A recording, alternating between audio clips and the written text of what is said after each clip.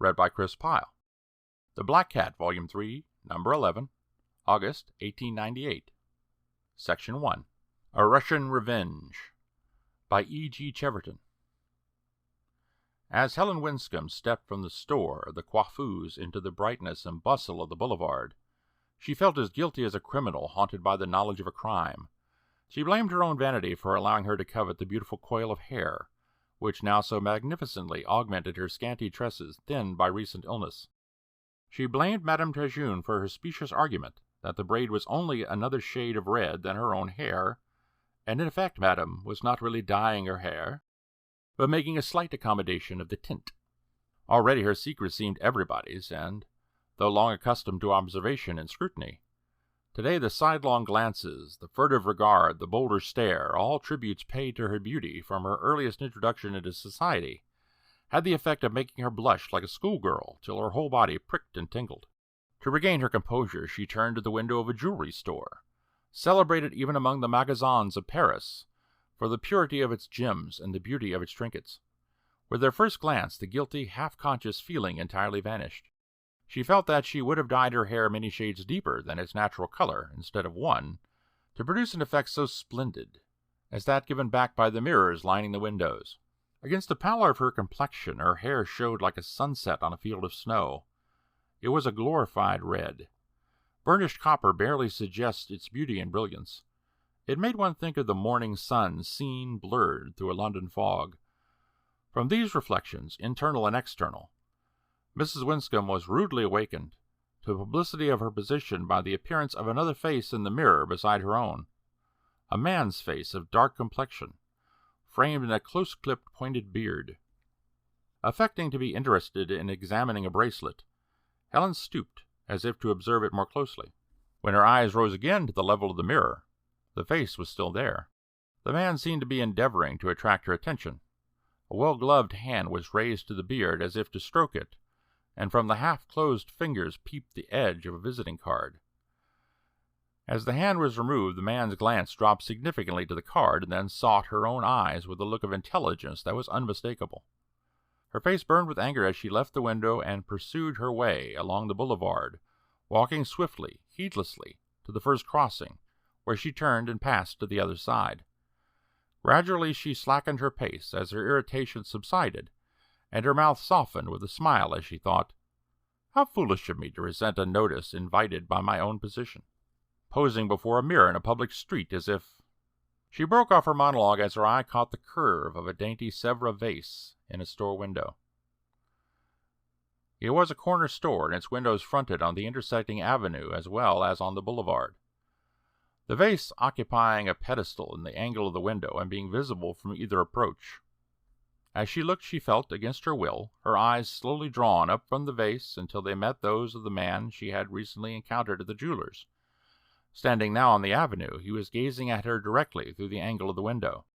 Again he held the card in his hand, but this time more openly, as his position permitted. With a glance which was meant to be annihilating, she turned from the window and signaled one of the ubiquitous fiacres, which was just then passing. "To the Hotel Mazarin," she commanded as she entered, and then recoiled, half stupefied by the appearance at the window of the vehicle of the persistent stranger who had evidently listened to her directions. But anger overcame her astonishment when, covering the act with a bow, he managed to toss a card into her lap. Seizing the card at the instant it touched her dress, she tore it violently in two and dashed the pieces in the man's face, just as the cab, starting forward with a jerk, threw her breathless against the cushions. "The wretch!" she cried, panting with indignation. "And he heard me give my address. Fortunately, he doesn't know my name. But is there another woman in the hotel with hair like mine? I wish the hotel might be full of women with every shade of red hair. No, not my shade," she added, her vanity reviving, "but a shade near enough to confuse the man who attempted to describe me by the color of my hair." Gradually, however, as the carriage rolled along the smooth pavement, the monotonous motion tranquilized her nerves, putting her in a mood to accept an explanation of the man's conduct which entirely restored her good humor. He was probably some artist who saw in her the exact type of model he required for work that was to make his fame and fortune, and who had grasped at the opportunity to obtain her address in this unconventional manner. She had invited notice, she told herself, by her persistence in running about Paris unattended, when the friend on whose entertainment and chaperonage she had depended proved inopportunely absent. And anyway, the whole affair amounted to nothing, as probably at that very moment there awaited her at the hotel the telegram she expected summoning her to meet the Bronsons in prosaic, respectable London. She found the telegram as she hoped, together with a note which she left unopened until she discovered that the message, dated from Amsterdam, read, "Arrive in London Saturday. Join us at the Metropole. Answer. Amelia Bronson." After ringing for a telegraph blank, she seated herself at the table and, taking up the note, scrutinized the address curiously, trying vainly to place the writer. When at last she broke the seal, a piece of card fluttered to the floor. A blank card it proved, except for a faint mark like the flourish sometimes attached to the final letter of a name, and on the other piece, which she found in the envelope, were traced certain curiously shaped characters. They might, she thought, be Chinese or Hebrew. Once more she examined the address, but the writing, a feminine running hand in which the M's might be W's or W's M's, was absolutely unfamiliar. Another and more careful scrutiny of the card showed that there was slight soil on the back, as if it had been dropped on the street and rubbed with a handkerchief. Instantly there flashed upon her mind the recent cab episode. Obviously this was the card she had torn and thrown in the face of her annoyer. Her theory of the artist, then, was wrong. But what could these symbols mean?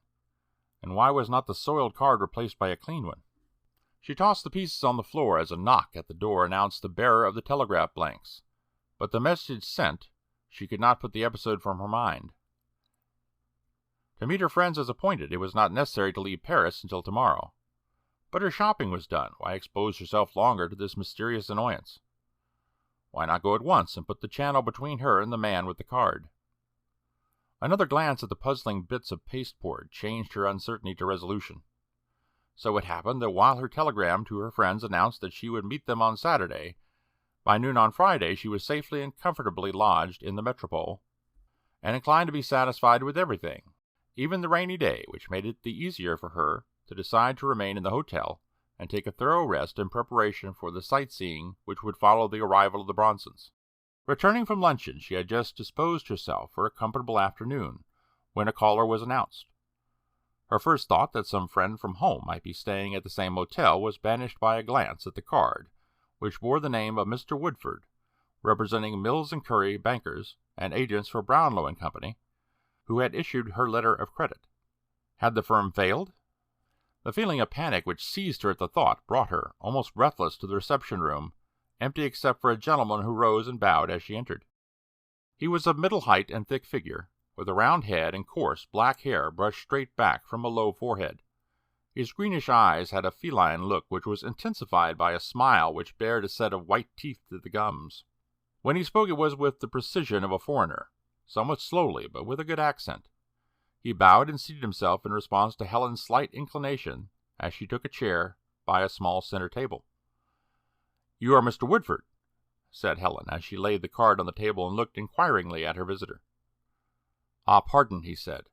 "I found myself lacking a card, so I wrote my name on the back of a business card I chanced to have. It is this that I should have presented." Very quietly he laid on the table before her a piece of pasteboard the sight of which held her spellbound. For before her eyes, the torn parts neatly joined, was the card she had thrown on the floor of her room in the Hotel Mazarine. Without a word she looked from the bit of pasteboard to its bearer. He was observing her intently, but bore no resemblance to the man who had followed her in Paris. With an increasing instinct of distrust, she took up the banker's card again and turned it over. Before she could decipher the penciled characters on the back, he spoke again.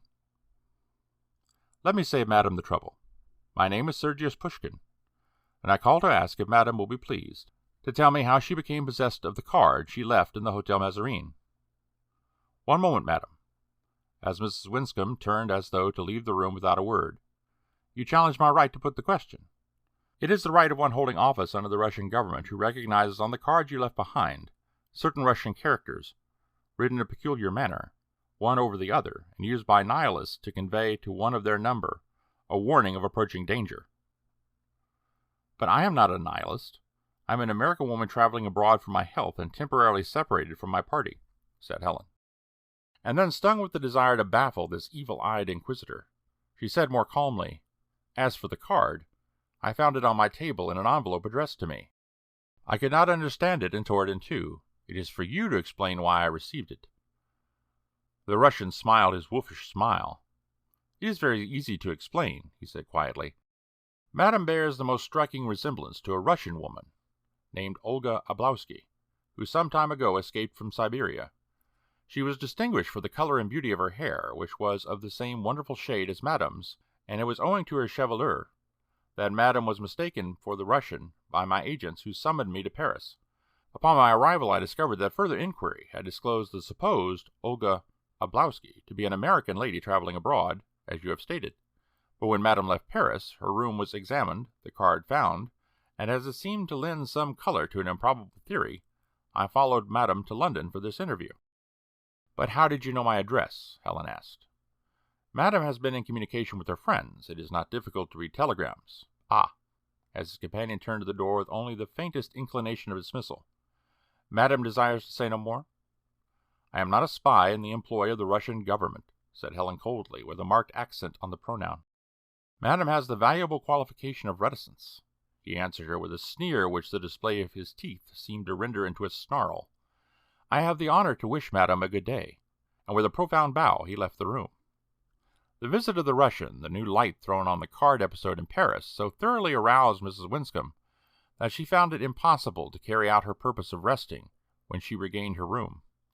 Against her will her mind occupied itself entirely with this mysterious Russian woman so like herself, even to the hair.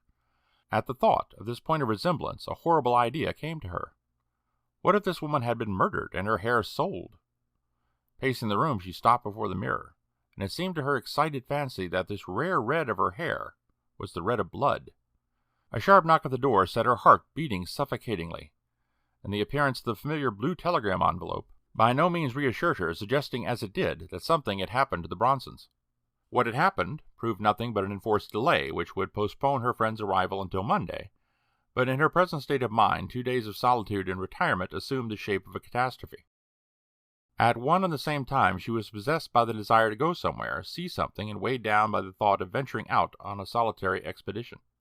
All the usual sights enumerated in Baedeker or the newspapers seemed stale and unprofitable without companionship, and yet the 4 walls of her room oppressed her unbearably.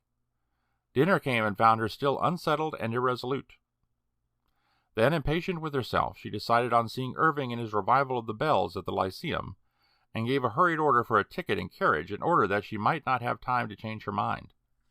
To drive directly to the theater and back again seemed to insure herself against any further annoyances, and yet, bored and restless as she felt, she was more than once on the point of countermanding her orders and spending the evening by her open grate with a good book. Once in the carriage, however, and driving slowly along the foggy street, she felt her spirits rising. It would be good to sit in the warm, brilliant theater, and know those fog waves were beating helplessly against its walls. The play pleased her in prospect, and to be the sole occupant of a box promised novelty. The fog made the progress of the carriage slow, and the curtain had risen when she entered the theater. There was a crowded house. In the interval between the first and second acts, Helen was conscious that she was attracting some notice and markedly from a man on the other side of the house. Raising her opera glasses, she carelessly let her glance range over the audience until the opposite box came into the field of vision. She was rewarded by a smile that bared the white teeth of Sergius Pushkin. She did not look in his direction again, but she felt the glance she would not meet, and its persistence was so entirely insolent that she found it hard to keep her mind on the action of the piece. The fascination of the play at length swept the Russian from her thoughts. Toward the close of the last scene she was aware of a slight stir in the opposite box. Looking across, she saw that a man had entered and was carrying on a whispered conversation with the occupant. In a moment more, Pushkin rose. As he left following the messenger, he turned and flashed one glance toward Helen. She had covered him with her glass as he retired, and when he turned, his look fell full on her own. It was a look she never forgot, so full was it of mingled hate and brutal triumph. With an involuntary shiver she laid down the glass. The recognition of the Russian, and the thought suggested by the little hint he had given of his mission, that he might be assisting in a tragedy quite as terrible as that on the stage, lent intensity to the closing scenes of the play, and she was conscious of more than usual excitement as the curtain fell. It was slow work leaving the theater. Added to the ordinary crush was the annoyance of the fog, out of which, above the bustle and rattle, rumbled an occasional shout of warning, so that it was with a feeling of relief that Helen heard her carriage announced, and groping her way through the dimness, stepped quickly into it and sank upon the cushions, closing her eyes wearily. After the strain of the evening, the relaxation was so grateful that she hardly noticed that the carriage still delayed. But the next moment the opening of the door brought her back to the world, and before she could utter a protest, a veiled figure entered and was seated, and Helen found herself being driven rapidly away with an unknown woman as companion. For just a moment her overwrought nerves quivered so that it seemed the tension must find relief in a scream, but her natural coolness and a swift remembrance of the many chances that the encounter might be a mistake calmed her. "I beg your pardon," she said steadily. "In the fog you perhaps entered the wrong—" But before she could finish, her companion broke in upon her. "No," she said quietly in a voice whose gentle modulations attested her breeding. "It is no mistake. I have deliberately intruded, but on a matter of life and death." With a half-despairing gesture she drew aside her veil. Involuntarily Helen shrank back. "It is—" she said, and stopped, choked. "Yes," said the other sadly. "It is Olga Oblowski. You shrink from me. I do not blame you. Sergius has already visited you. You have seen me through his eyes of evil." "No," said Helen. "That man's opinion would carry no weight with me, even if he had done more than suggest a remarkable resemblance between us." "And he told you that your hair was wonderfully like mine, did he not? The exact counterpart in color." "Yes, he laid special stress on that feature of resemblance," Helen answered, feeling very uncomfortable, for she wondered what this woman would say if she knew why her hair so greatly resembled her own. "Madam," said Olga, leaning forward and stretching out a little hand which Helen involuntarily clasped, "I have intruded myself on you to ask a great favor. I hardly know how to ask, and yet because you are from the free land America, and are of that people, brave, generous, and warm of heart, I find courage. Ah, do not fear me." As Helen, reminded of the strangeness of the interview and her slight knowledge of the petitioner, unclasped her hand from that of the Russian. "I do not say that my request is reasonable. Indeed, it will seem to you ridiculous. Yet I have risked my liberty and my life only to ask you for that coil of hair you bought in Paris and which you are wearing tonight." Dazed by the singularity of a request so different from the petition for practical assistance she had expected, Helen stammered, "But why? But what?" when a thought that had previously occurred to her after her interview with Pushkin made her break off and say, "Is it your hair?" "It was mine," Olga replied. "You sold it and won it back again?" Helen inquired. "I want it again," Olga said, ignoring the first part of the question. "And believe me, it is no woman's whim. The dearest hope of my heart depends on Madame's answer, and it must be quick. We go slowly, but we are going too far for me. Life is at stake." There was a passion of eagerness in the Russian woman's voice, in the face peering forward, the gesture of the outstretched hands, that moved Helen out of herself. Without stopping to think of reasons or consequences, she threw back the hood of her cloak, and with fingers that trembled slightly, loosened the braid from her head and gave it to the woman. With a little cry of gratitude, Olga seized Helen's hand and kissed it. At the same time she laid a somewhat bulky envelope in her lap. "In this," she said, "is a letter which will explain all to you." As she spoke, as if in response to some signal, the carriage drew up to the edge of the pavement, and before it had fairly come to a standstill, the door was opened by someone from without and quietly closed again after Olga's hasty exit. As her carriage started forward, Helen lifted the curtain of the little window at her back and saw the dull gleam of lamps, as the cab was turned around and vanished like a phantom in the fog. Indeed, the whole interview would have seemed merely a fantasy, but for the envelope which she clasped anxiously during the rest of a seemingly interminable drive, longing yet fearing to open it before she should be in the haven of her own room. When she had finally reached that shelter and locked the door, she did not even wait to remove her opera cloak before tearing open the mysterious envelope. As she withdrew the folded sheets from their covers, there dropped to the floor 2 5-pound Bank of England notes. She laid these in her lap and began to read. "Madam," the letter ran, "if you should ever read these lines, which I am penning in haste and uncertainty, you will perhaps find in them the explanation of and apology for events that forego their reception. Our plans are made. The atmosphere leagues with us. Tonight will see me again a captive, or But it is my story, the history of my past, madam, that I want to tell. If I succeed, the rest will be told you by others. I was born noble. My father was an officer of the court, and my twin brother Nicholas was also high in the service of the Tsar. We were alike, my brother and I, in height and features, and the remarkable color of our hair, and our minds were as closely akin as our bodies. When this brother became interested in the new teaching and was admitted to the circle of nihilism, he did not tell me. It was the first reserve of his life from me. But I soon guessed the secret, and while I accepted his faith and believed with him, I was terrified for the danger to him and to the family through him. I lived in daily expectation of the blow that was sure to fall. And in due time it came. There was a high official of police, Sergius Pushkin, who paid me court and offered me marriage. I refused him, and he yet made himself offensive to me by attentions I could not resent. One day he called and requested to see me alone. My impulse was to refuse, but a sudden fear for Nicholas made me yield, and I received him. Then, like the cunning hound he was, he unfolded his mission. For long he had suspected my brother of nihilism. He had watched him, trapped him, spied on him, until he had accumulated undoubted evidence of his complicity in a plot against the Tsar. Through my brother the whole family was liable. We were absolutely in Pushkin's hands. Ruin, Siberia, death confronted me in the form of this wretch with his smooth tongue and wolf's smile. I divined in a moment his motive in this interview. I was to pay with myself the price of his secret. It was I, then, who approached the subject. "You would not have discovered this plot," I said, "if I had accepted your offer of marriage."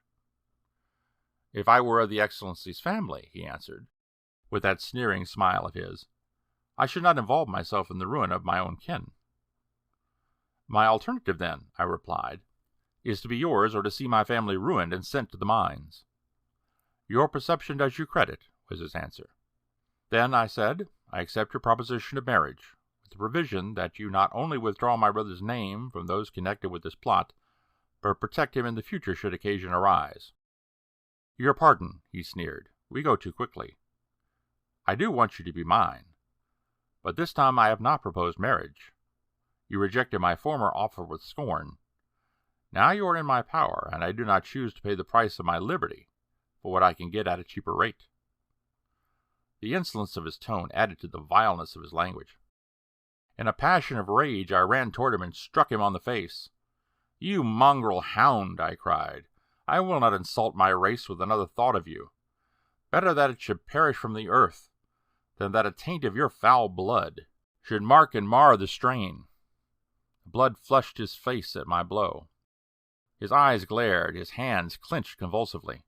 When he spoke, the suppressed passion of his voice made me shrink away from him in terror at my act. "I give you 1 moment for decision," he said.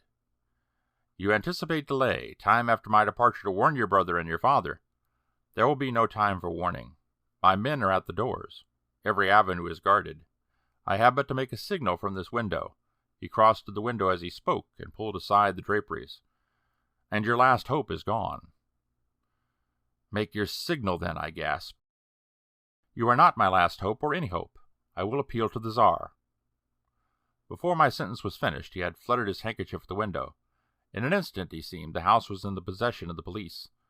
I was given into custody and hurried away to a place of detention. The servants were placed under arrest, my father's papers were seized, and he himself and my brother made prisoners when they entered the house accustomed to shelter them. I never saw them again. They were both condemned to the mines.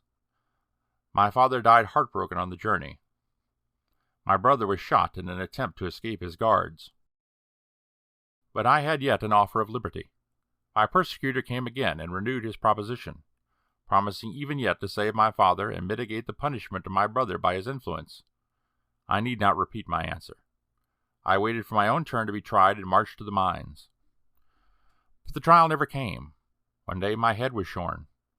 The morning following I was taken to another cell and confronted with my enemy. He bade me remove my clothes for punishment. While I stared at him, scarce understanding, a guard seized my arms, and my wrists were made fast to rings in the wall. They stripped my clothing to the waist, and I cowered in shame against the shielding stones. Then Sergius Pushkin, rubbing his rude hand across my shoulders, said, It is a pity to cut up such soft flesh with the harsh whip. See, we have made a whip that should suit my dainty lady's skin." As he spoke, he took a knot from an assistant and held it before my eyes. It was my own hair, twisted into a cruel whip, made thick and hard by a treatment of grease, and flashing here and there with the gleam of bits of metal that were to bite into the body. My back is scarred forever by the furrows made by that whip. But I will spare you details. Enough that I received my punishment and entered on my journey to the mines. The friends who failed to effect the escape of my brother were successful in their plans for me. Since then I have lived in Switzerland and in Holland, taking my brother's place in the councils of the Friends of Russia. I have bided my time to strike a blow for the cause, and the time has come. It is for this I make my appeal to you. The executioner sold the knot of hair to a trader, and through him it went to Paris. Search was being made for it when you purchased it, and it was one of our friends who, never having seen me, and mistaking you for me, from the description given of me, tried to warn you of the vigilance of Sergius Pushkin when you were in Paris." Here the letter broke off abruptly. Only a line or two in pencil, hastily and irregularly scrawled below, begged acceptance of the accompanying banknotes in recompense for Helen's outlay of the braid. As she read the closing words, Helen let the letter fall into her lap. Her excited mind seemed to read the sequel to the story in flashes of lightning. She remembered the summons of Sergius from his box at the theater, and guessed at the impending catastrophe. A struggle between the hunter and his game, the spy and the brotherhood. What was to be the result? Was Sergius surprised by his agent of the woman's movements? She felt sure now that such was the case. And she had not thought to tell Olga of the presence of Pushkin at the theater, or his abrupt departure. She had been cold, hard, selfish, and uttered no word of warning, made no proffer of help, had left her to fall again into the hand of that wretch. She had only warned this woman. If she could only warn her now. There was an exaggeration of self-accusation in her thoughts, due in part to her overwrought condition. Do what she would, she could not escape the feeling that she had failed a deeply wronged woman in her extremity. Worn out at last, she went to bed, but only to see in panoramic procession the events in the Russian woman's history. At length she fell into a troubled slumber, to wake with a scream, from a dream of a Russian dungeon and her own flesh quivering under the knot. It was early morning, but she could not sleep again, so she rose, and in a lounging robe sat by the window listening to the growing noises of the city. Presently she heard the shrill cry of a newsboy. "All about that horrible Russian murder in Bermondsey. Special edition." The blood rushed all over her at the sound. This was the last act in the tragedy. The woman she rode with last night was dead, murdered by that hound. Was there no justice, no help? She rose and pushed the electric button. She must know the truth and set her mind at rest. It was some time before the astonished servant brought her the paper she had ordered. As she opened the damp sheet, she saw in staring headlines, "A Russian Vengeance. Sergius Pushkin, a Russian officer of police, found murdered in a room in Bermondsey, strangled with a beautiful tress of a woman's hair, knotted before death." The paper fell from Helen's hand, and she sank back in her chair in a swoon.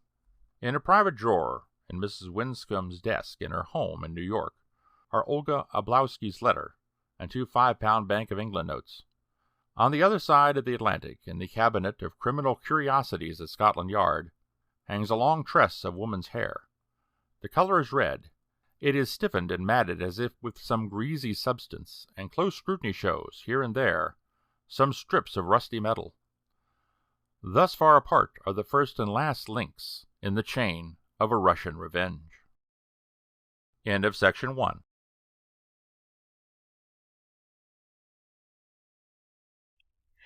Section 2 of The Black Cat, Volume 3, Number 11, August 1898. Read by Julie Burks. The Black Cat, Volume 3, Number 11, August 1898. Section 2, Poole of Bethesda, by Frank E. Chase. The wholly disproportionate influence of an ill-fitting collar or an unblacked shoe in determining the conduct of the human race at critical moments has long been noticed by philosophers with deep humiliation. that mere personal discomfort or sense of incongruity in appearance, working inward upon the souls of men of stern resolve, should be capable of eclipsing their courage and impeding their acts is a most mortifying reflection, but that a general in tight boots, or a diplomatist who, in a fit of absence of mind, had combined the sack coat of leisure with the silk hat of ceremony, would inevitably fall far short of their customary performance, cannot for a moment be denied. To such suggestions, John Poole, as a consequence of hereditary influence which were widely discussed in the leading medical journals a few years ago, and therefore need not now be considered, presented a fairly thermometric sensibility. What was to other men a merely occasional experience was the habit of his life, the variegated moods and conduct of which were determined solely by his associations and environment. Like the chameleon, he took his color from the nearest object and retained it only so long as he was under its influence. It need not be explained, perhaps, that a person so constituted had never made a glittering success of business. It followed quite naturally that he had tried many pursuits, and he was still trying them in obedience to all sorts of external promptings, when the sudden death of both of his parents left him alone in the world, and so far independent of personal exertions as the very smallest of incomes would permit. Under these circumstances, he drifted into absolute idleness, less through any decision of his own than because of a general disinclination on the part of the citizens of Bethesda, where he lived, to aid him in his kaleidoscopic experiments in bread-winning. But if Poole had been found unsatisfactory in business relations, he succeeded in partly redeeming himself by the success with which he performed his social duties, and by the unfailing sympathy and good nature which he displayed in the trying relations of neighborly association. Very popular was he, for these excellent reasons, with the ladies of Bethesda, and with none more so than with Miss Meddable, an estimable spinster, whose family name had been so long disused in the familiar intercourse of a small community as to have been half forgotten, and was chiefly treasured by the lady herself as something which she still hoped to give in exchange for the name of Poole. It was quite characteristic of the owner of this coveted patronymic that he had conducted almost from boyhood one of these protracted courtships which is so common a feature of New England rural life. Everyone in Bethesda knew and had always known of John Poole's attachment for Miss Meddable, and Miss Meddable's mild passion for John Poole was one of the most cherished sentimental traditions of the place. Yet what was freely mentioned by everyone else had never become a topic of conversation between the two persons most nearly concerned. And so, though Miss Meddable, whose comfortable home and income, to say nothing of her comely self, would have supplied an ample incentive to most men, had been calmly and unemotionally expectant for years, John had never been able to make up his mind to speak. The income which this tardy lover enjoyed by inheritance from his parents barely sufficed to provide for his bed and board, and afforded no margin for any of the luxuries of life, nor even for the item of clothing which a New England climate and polite convention unite in making indispensable to human well-being. Thus it happened that he depended entirely for the comfort and adornment of his person upon the occasional contributions of two of his more prosperous kinsmen who lived in a distant city. This circumstance was, as a matter of course, not much enlarged upon by Poole in conversation with his fellow citizens, and so was not generally known. Of these two benefactors, one, the Reverend Badlington Brooke, presided most successfully over a rich and fashionable congregation with whom he was in great favor and esteem. His predominating characteristic was timidity, externally manifested by extreme diffidence of manner and a mildness of opinion and utterance that verged upon inanity. Under the sway of this temperamental defect, in which his kinship to Poole was subtly manifested, he was prone to enlarge in his discourses upon the spiritual rewards of virtue, and to emphasize as little as possible the disconcerting post-mortem possibilities of wrongdoing. all of which tended strongly toward popularity with his fashionable congregation and partly atoned for the soothing dullness of his sermons. The other kinsmen who contributed to the adornment of Poole's outer man stood in that contradictory relation to the rest of his family which professional breeders of the lower animals tersely describe as a hit. Mr. Torrent B. Rivers, or Tory, as he was widely and affectionately known in political circles, partook of none of the peculiarities of his kindred, but had originated for himself an entirely independent set of traits. His character presented an atavistic accumulation of all the dispersed self-confidence of his race, which reappeared in his positive and pugnacious person in incredible volume and intensity. Decision of character had, in fact, become a vice in Mr. Rivers, whose cocksureness was never in the least impaired by the circumstance that his decisions were almost invariably wrong ones. This last peculiarity had made the commercial experiments of his early life quite as disastrous to himself and to others as had been those of his relative Poole, and had finally narrowed the field of his endeavors down to politics, which he had embraced as a last resort with characteristic energy. His services in this field had been finally rewarded by a grateful country with a fat position in the custom house, where his proneness to err only excited the uninfluential indignation of European tourists. Was the Reverend Bablington Brooks' charitable practice to make up a box of little gifts and creature comforts when Christmas Day came around, and to send it with a kind and cheering letter conveying the compliments of the season to his poor relative Poole. And with these mere superfluities he never failed to enclose a liberal selection of his own cast-off clothing, strongly tinctured by long and close association with his person, with the shyness which was his distinguishing characteristic. Actuated by a similar generous impulse, Mr. Tory Rivers had also fallen into the habit of sending, every 4th of July, with a jug of seasonable punch made after his own private and much coveted recipe, an assortment of his own disused garments, which, even when hanging aimlessly in the closet, offered strong and unmistakable suggestions of their original owner's bristling and emphatic personality. By a fortunate accident, the clothing of both of these gentlemen fitted Poole to a nicety, and made the mediation of the local tailor, whose indiscreet tongue might otherwise have babbled this harmless secret to the curious world of Bethesda, quite superfluous. No man is aware of his own weaknesses, and it was quite as unaccountable to Poole as to his townsmen that every year about Christmas time he took to church-going, eschewed bad language, and became in all respects a model citizen. A painful shyness characterized his manner at this season, and a mild optimism tinctured his opinions so far as he ventured to express them. Neatly clad in a sober suit, whose principles had been originally formed upon the impeccable person of the Reverend Bablington Brooke, he walked mildly forth, clad in righteousness as in a supernumerary garment. At such seasons Miss Meadowble's gentle affection for him took on a warmer tinge, and she began to shyly wonder if, by any happy chance, this change of heart might be preliminary to the long-deferred declaration.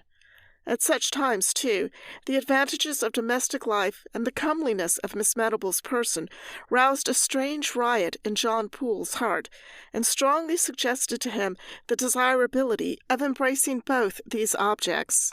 But alas, at these precious seasons he was utterly incapacitated by the dominating influence of the parson's clothes for anything so bold and decisive a step, and so the word remained unspoken.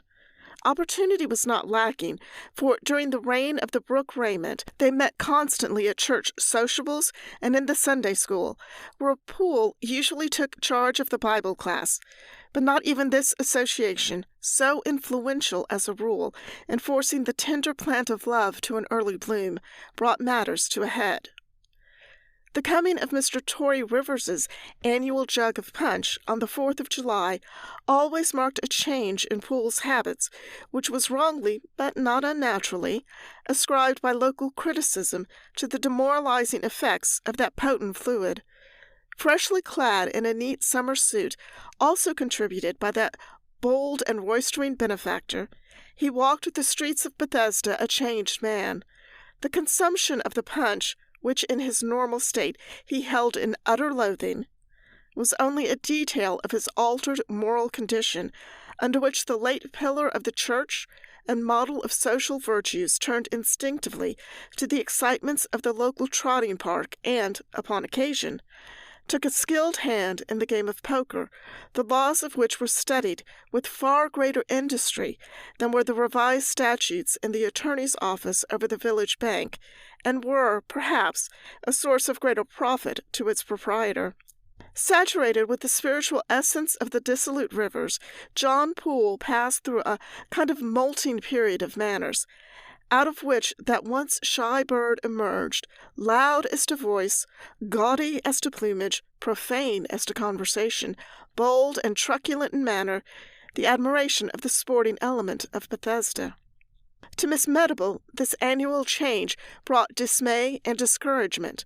Her sincere affection for the John Poole of the winter and spring was quite unable to extend itself to this changeling from which she turned in disgust.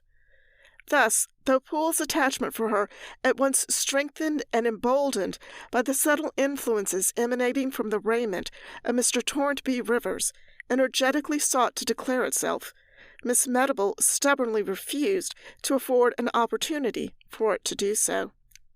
All the summer long, carefully arrayed in the most tasteful and striking combinations provided by Rivers's ex-wardrobe, did John Poole seek the lady of his lifelong choice. From picnic to lawn party, from yachting excursion to moonlight drive, he constantly pursued his end with an energy and skill which Miss Medable as constantly contrived to baffle and defeat.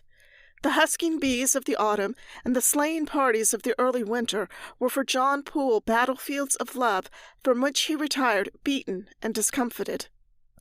This unsatisfactory state of affairs had gone on for many years, and might have gone on forever had it not been for two events which were chronicled almost simultaneously in the city papers, whose accounts of them were read by Poole in distant Bethesda with deep concern, but with slight appreciation at their full bearing upon his own circumstances.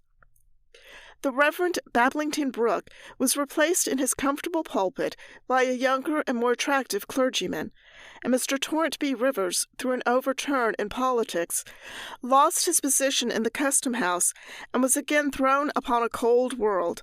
Brooke characteristically dried up in the face of this disaster and retired to the editorial room of a religious newspaper at an exiguous salary, while Rivers overflowed his banks in a freshet of disgusted dissipation and presently died. The immediate practical result of these lamentable events was the cessation of the annual box of clothes from both sources. The full effect of this privation was not immediately felt by John Poole, as he had on hand a closet full of available garments, melancholy mementos of both his benefactors, when the sad news came to him. But in a year or so these had succumbed to the erosive effects of time and their wearers' sedentary habits, and upon a certain fateful Christmas morning he discovered with pain that the trousers of the last remaining suit of the Reverend Bablington Brooke had irremediably given out, as even so meek and lowly a thing as trousers will do if too industriously sat upon. There was still left to him, however, a pair of pantaloons that had once graced the energetic legs of the late T.B. Rivers, and though these were somewhat incongruous in effect, he was fain to put them on in the interests of propriety. Never in his life had he felt so distracted in mind as he did that morning when he went down to breakfast. Wild and contradictory impulses chased one another through his brain, and his conversation was remarked upon afterwards as having teemed with strange inconsistencies. He ate the dropped egg, which was the invariable overture to his day, with a languid appetite, and more than once during the progress of the meal his landlady was startled to feel his foot pressing upon hers underneath the table. A more or less pronounced tendency towards such blandishments usually characterized Poole's behavior during his swashbuckling summer season, But such a demonstration in the winter was a great surprise to his landlady, who, however, passed it over in silence. As he was finishing his coffee, a parcel arrived by messenger.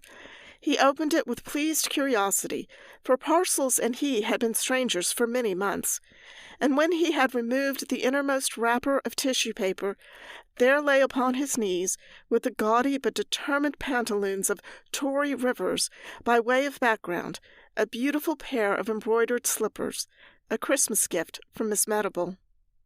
Without a word he pushed back his chair, rose, and, putting on his hat and overcoat, left the house and walked rapidly in the direction of Miss Meddable's pleasant home. An agony of shyness possessed his mind, still thoroughly under the sway of the cast-off coat of the diffident Brooke, but all the energy of the deceased custom-house officer seemed to have passed into his sole remaining pantaloons, as if by legitimate inheritance, and resistlessly urged forward the reluctant legs of their present occupant. A cold perspiration of fear streamed down his face, overshadowed by the hat of the timid parson, and his throat, encircled by the collar of that shrinking ecclesiastic, was parched with apprehension. But still his resolute and unflinching legs bore him swiftly on. His frightened arms made wide clutches at telegraph poles and other promising anchorages, but quite in vain.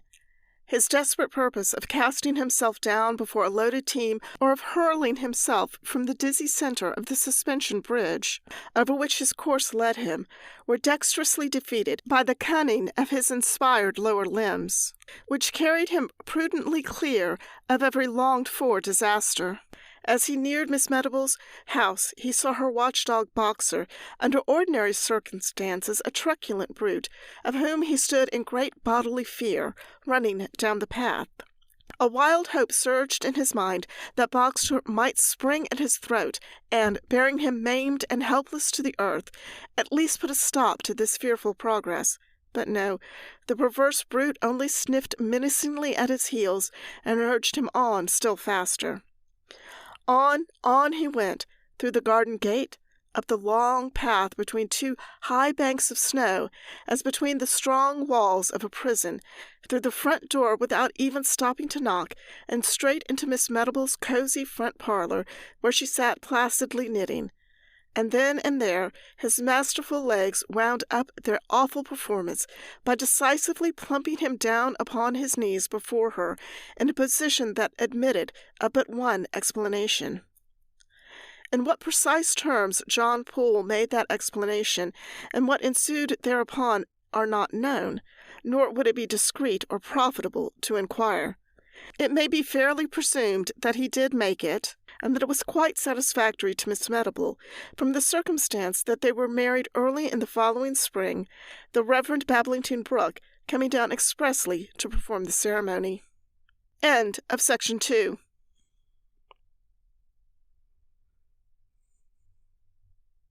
Section 3 of The Black Cat, Volume 3, Number 11, August 1898.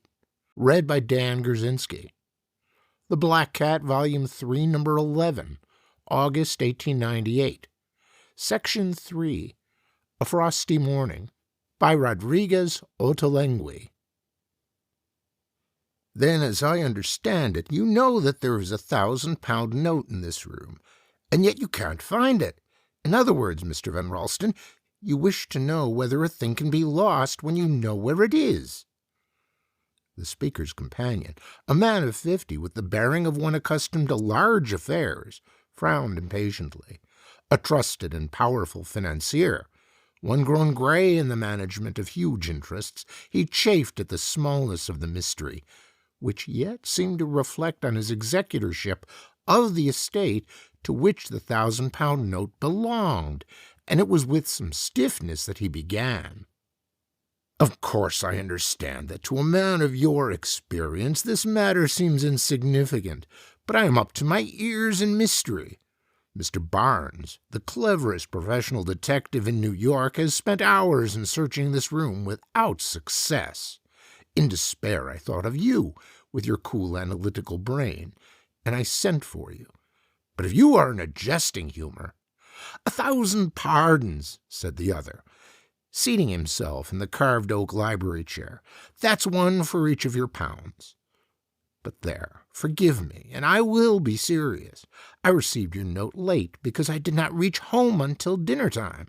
But here I am within half an hour of reading your message. Now then, about this £1,000 sterling. You are sure that the money is in this room?" "Therein lies the mystery. I had it in my hands this morning, and within a few minutes it had vanished." "Seemed to have vanished, I presume you mean?" "There is no seeming about it. It was a single bank note. I placed it on this table. 5 minutes later it had disappeared." "Disappeared is a better word by long odds. That it passed out of your sight I can believe. The question is, how was this disappearance managed? For I do not believe that it was accidental. From what you say, I deduce that 2 or more persons beside yourself were present at the time of said disappearance of said banknote. Am I correct?" "There were 3. But really I can't see how you guessed there was more than one person with me." "It cannot be otherwise. Had there been only one person in the room with you, you would know absolutely that he took the note. That you have a doubt as to the identity of the culprit shows that you suspect one of 2 or more persons." "Mitchell, I am delighted that I sent for you. You are exactly the man who will recover this money. What about Barnes? You mentioned his name." "Yes, naturally my first thought was to send for a detective, and I remembered him in connection with that ruby robbery of yours which occurred at my house. He is now following a clue which he considers a good one, and will report during the evening." "Good! Nothing would please me better than to succeed where Barnes fails. Every time I outwit him, it is a feather in my cap, and another argument in favor of my theory that the professional detective is a much overrated genius. But to your story, and be sure that you relate the exact circumstances of the affair." As he finished speaking and leaned back in the padded library chair, the man's dark, clear-cut profile looked that of a scholar, an artist, anything but that of a detective, and indeed Mr. Robert Leroy Mitchell was both scholar and artist. None the less so because of late years he had turned his trained powers of analysis to the study of crime and its motives, and to unraveling, as an amateur, certain mysterious offenses against the law which had baffled the professional detective. From cases involving life, death, millions of money, or the jewels of a kingdom to the disappearance of a £1,000 note might indeed have seemed a descent to the ordinary detective. Not so, however, to Mr. Mitchell, who valued mystery not in proportion to the sum involved, but to the opportunity it gave for the exercise of subtle analysis, and certainly such opportunities seemed abundantly promised by the narrative whose details Mr. Van Ralston now unfolded for the first time. "Some 30 years or more ago," began Mr. Van Ralston, "there came into my office a young Englishman who introduced himself as Thomas Eggleston. The object of his visit was curious. He wished to borrow $4,000 upon collateral, which proved to be an English banknote for £1,000. An odd request, considering that he could have changed his note for American currency, but he explained that, for sentimental reasons, he did not wish to part with the note permanently. His expectation was to redeem it in the future, and to keep it as a memento, the foundation of the fortune which he hoped to earn in this land." "A singular wish," interrupted Mr. Mitchell. "I should say so. Naturally, my interest was keenly aroused. I agreed to advance the sum demanded without charge. Moreover, I put him in the way of some speculations that turned out so well that it was not long before the £1,000 note was back in his possession. Since then, we have been close friends. I have visited him almost daily in this house, and when he died a few days ago, I was not surprised to find that he had named me as executor of his large estate." "And the heirs?" "I am coming to them presently. My friend died very unexpectedly," continued Mr. Van Ralston. "Last Saturday he was well, and on Monday dead. Wednesday morning, the day of the funeral, his man of business, brought me his client's will, and as the executor I appointed this morning for reading it, here in the library, to the family. This consisted of but two members. One was Alice Hetheridge, the daughter of a sister of Eggleston's, who had accompanied him to this country and married here. As both Mrs. Hetheridge and her husband had died while their daughter was still a little girl, Alice had been brought up as her uncle's child, and it was expected would inherit his fortune. The only other relative present was Robert Eggleston, the nephew of the deceased, but practically a stranger to him, as he had never been in this country, nor even seen his uncle until he took up his abode in this house about 3 months ago. But you have mentioned only two relatives, and I understood you to say that there was a third person present. And so there was. When I came, I was surprised to find here Arthur Lumley, a young New Yorker of whom I know nothing except that he is in love with Alice. But as Alice took me aside and explained that she had invited him, I was silenced. Now I come to the events of the day. Kindly be as explicit as possible, said Mr. Mitchell. Omit no detail, however trifling. When we four had taken our places at this table, I asked Alice, as being familiar with the house, to bring me a certain box named in the will. This she did. It was locked, the key having been brought to me with the will. Unlocking it, I took out a packet containing a banknote for £1,000, the same upon which I had once loaned money. There were also some government bonds and railway securities. Having compared them with the list attached to the will, I then read aloud the testament of my dead friend. A part of this I will read to you as possibly shedding some light on the situation. One moment, interposed Mr. Mitchell. You said that the packet taken from the box contained the banknote as well as the bonds and other securities. Are you sure the note was there? Oh, yes.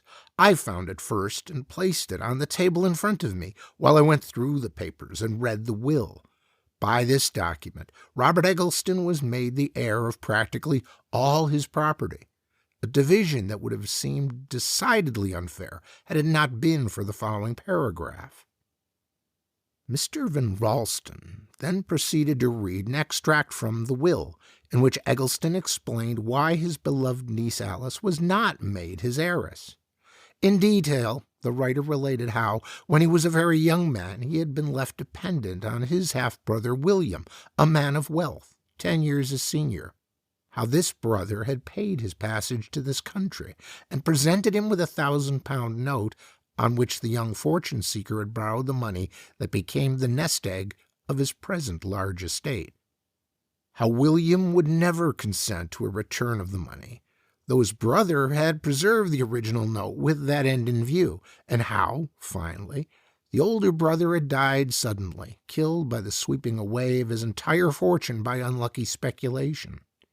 The writer further stated that, before his death, William had given his son Robert a letter to his American uncle, claiming for that son a share of the fortune resulting from his father's gift. In concluding, the writer said, I took Robert into my home, and I am bound to say that I have not learned to love him. This, however, may be a prejudice due to the fact that he had come between me and my wish to make Alice my heiress. In recognition of the possibility of this prejudice, I feel compelled to ease my conscience by bequeathing to William's son the fortune which grew out of William's bounty. The original banknote, however, was a free gift to me, and I certainly may dispose of it as I please. I ask my niece Alice to accept it from me as all that my conscience permits me to call my own. An interesting and curious statement, commented Mr. Mitchell. Now tell me about the disappearance of the note. There is my difficulty. I have so little to tell. After reading the will, I laid it down, and reached out my hand, intending to give the banknote to Alice, whereupon I discovered that it had disappeared. Tell me exactly where each person was seated.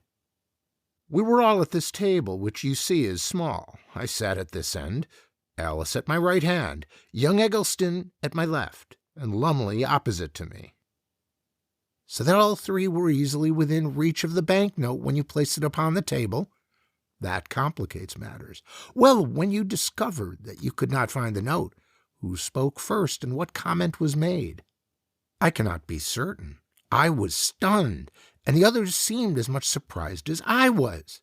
I remembered that Eggleston asked Alice whether she had picked it up, adding, "It is yours, you know." But she made an indignant denial. Lumley said nothing, but sat looking at us, as though seeking an explanation. Then I recall that Eggleston made a very practical suggestion, that if each person in the room were searched and the note not found, it would thus be proven that it had merely been blown from the table by some draught, in which case a thorough search should discover it. Once before, you may remember, I declined to have my guests searched, to my sorrow. It was at the time of the ruby robbery, when the suggester himself had the jewel. Therefore, when Eggleston made this suggestion, I began with him. The search was thorough, I assure you, but I found nothing. I had as little success with Lumley, and I even examined my own pockets, with the vague hope that I may have inadvertently put the note in one of them. But all my looking was in vain. Might not one of these men have secreted the banknote elsewhere, and then have possessed himself of it after your search? I took care to prevent that. As soon as I had gone through Eggleston, I unceremoniously bundled him out of the room. I did the same with Lumley, and neither has been allowed in here since. What about the young lady? It would be absurd to suspect her. The note was her property. Still, she insisted upon my searching her, and I examined her pocket. Of course, I found nothing. Ah, you examined only her pocket? Well, under the circumstances, I suppose that was all you could do. Thus, having sent the three persons out of the room, you think that the banknote is still here. A natural deduction. Only I wish that the woman might have been more thoroughly searched. By the way, you said that Mr. Barnes assisted you in examining the room for the note. What view does he take of the case? Before Mr. Van Ralston could reply, there was a sharp ring at the doorbell, and a moment later Mr. Barnes himself was ushered in, by his appearance, completing a trio often before met together for the unraveling of mysteries. As usual, his coming was the signal for a battle of wits between the professional detective and the expert criminologist, each bent on demonstrating the superiority of his method. Today the detective seemed for the time in the ascendant. With what appeared the authority of knowledge, he ridiculed Mr. Mitchell's theory that the case was a complex one, and proceeded, point by point, to state the steps that led to his view of the case. They were, first, that the note was either mislaid or stolen. Second, that if mislaid, it would have been found, and that therefore it was stolen. Third, that if stolen, it was taken by one of the three persons. And fourth, that as one of the three owned the note, and another had just heard of the inheritance of a large fortune, the third, by necessity, came under suspicion. To this conclusion, however, Mr. Mitchell, acquiescent up to this point, took strong exceptions. For in the first place, he said, people had been known to steal their own goods. In the second place, rich men were often thieves. And in the third place, Mr. Lumley, being in love with the owner of the note, was as unlikely to steal it as was she herself. One point only he would concede, that Lumley might have stolen the note before he heard that his sweetheart was to inherit it, in which case, of course, he might have desired to return it, and yet not had the opportunity. In that event, however, the question arose how he could get out of the room with the stolen property. He must have hidden it elsewhere than in his pocket, said Mr. Barnes. Remember that you cannot thoroughly search a man in the presence of a lady. At any rate, I have strong grounds for believing that he stole the note, as you shall hear. His narrative seemed indeed to support his theory beyond the shadow of doubt, for by following Mr. Lumley after he had left the house, he had discovered that his impecunious lover of Alice Hetheridge went straight to his employer and resigned his position, and then betook himself to a business agency where he obtained an option to purchase a partnership in a good concern, agreeing to pay $5,000 for the same. From there, Mr. Barnes had tracked him to the New York Central Station, whence the young man had left the city about 2 hours before. What his destination was, I don't know, the detective concluded, but one of my men who was stationed there is following him and will report to me in, pulling out his watch, in half an hour, so I have no time to lose. As the detective left the room, Mr. Mitchell, unruffled by Mr. Barnes' apparent victory, turned to his friend with a strange request. This was no other than that he might spend the night in the library that had been the scene of the strange robbery, and that his presence should be concealed from Eggleston and Miss Etheridge. Van Ralston looked at his friend inquiringly. "I see," he said finally. "You wish to make a search on your own account, eh? Very good. I will arrange it. And by the way, as there's to be an auction sale of the library tomorrow, Eggleston arranged for it before his death. You'll see the necessity of settling this mystery as soon as possible. Meantime, as it's 9 o'clock and I need rest, I'll go home, meeting you here in the morning." Before going, however, Mr. Van Ralston took time to find out that Eggleston was not in the house, and that Miss Etheridge was in her room.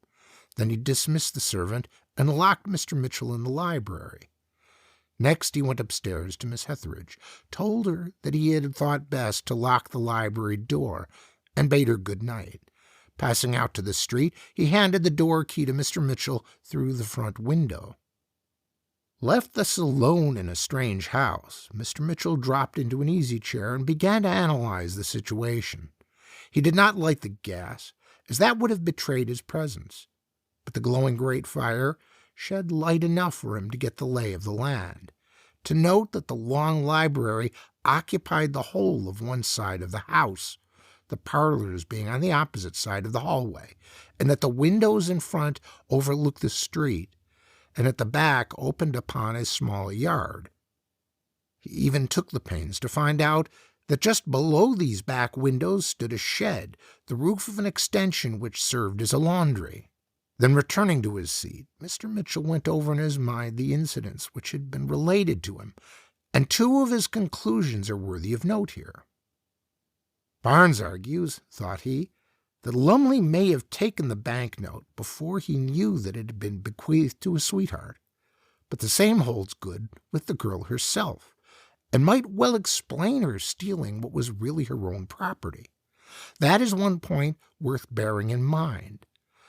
But the best of all is my scheme for finding the note itself. Why should I trouble myself with a search which might occupy me all night, when by waiting I may see the thief take the note from its present hiding place, always supposing that it is in this room? Decidedly, patience is a virtue in this instance, and I have only to wait. A couple of hours later, Mr. Mitchell started up from a slight doze, and realized that he had been disturbed, though at first he could not tell by what. Then he heard the sound which indicated that someone was fitting a key into the lock. Perhaps the thief was coming. This thought awakened him to his full faculties, and he quickly hid among the folds of some heavy draperies, which served upon occasion to divide the room into 2 apartments. The door opened, and he heard the stealthy tread of soft footsteps, though at first the figure of the intruder was hidden from his view by the draperies which surrounded him. In a few moments his suspense was at an end. A young woman, of girlish figure, passed by him and went over to the fireplace. She was in a dainty night-robe, her long black hair hanging in waving masses down her back.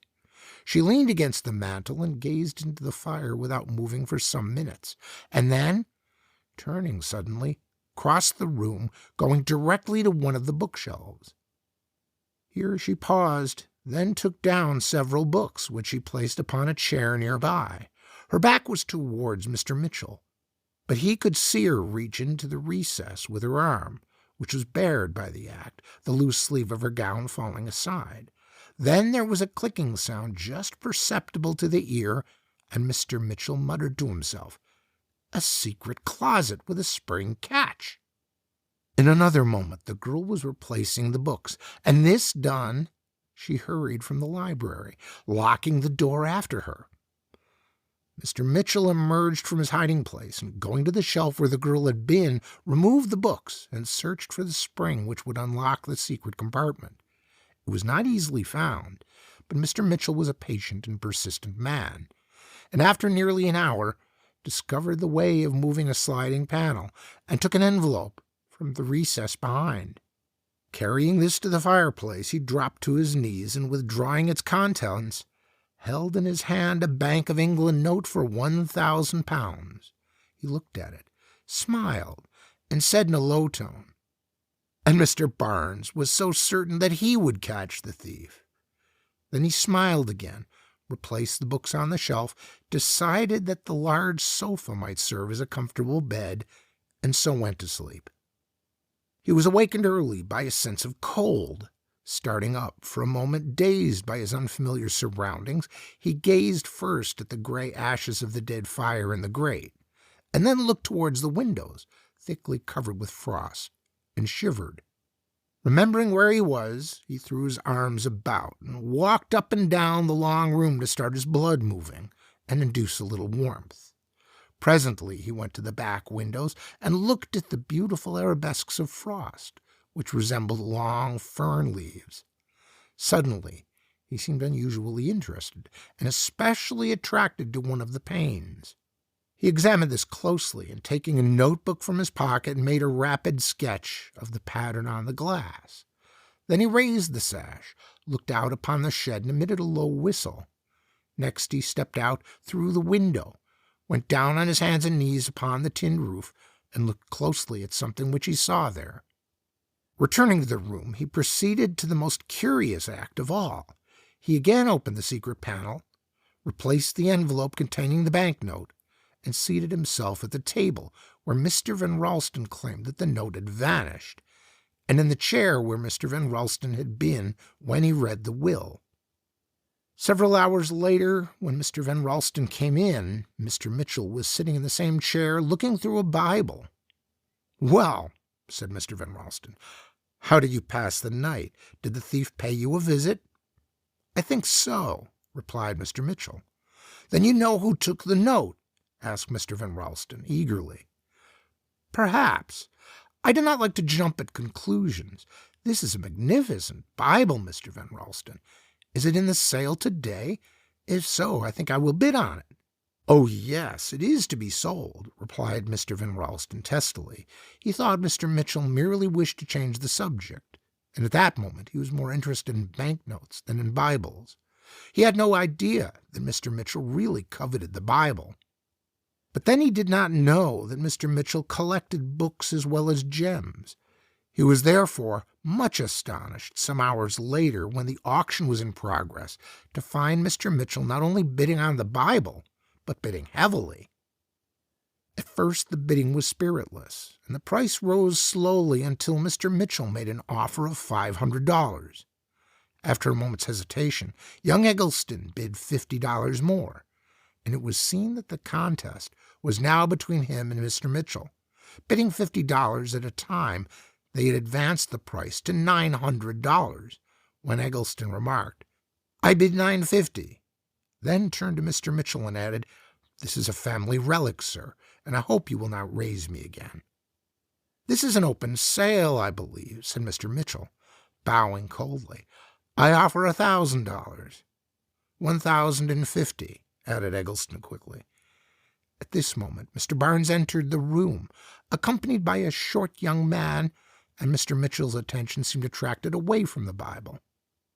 The auctioneer, noticing this, called him by name and asked if he wished to bid again. "One moment, please," said Mr. Mitchell.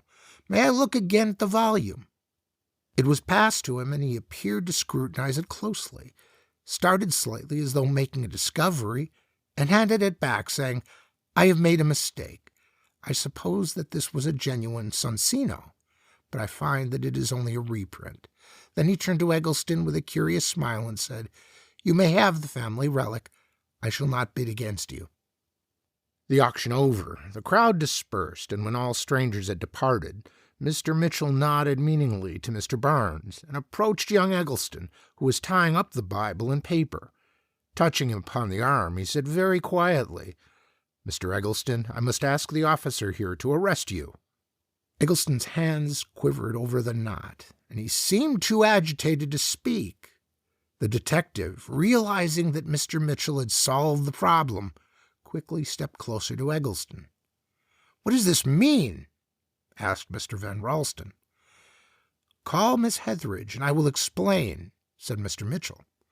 "No, no, not before her," cried Eggleston, breaking down completely. "I confess I loved Alice, and wished to make it impossible for her to marry Lumley. The note is here in the Bible. I stole it and hid it there."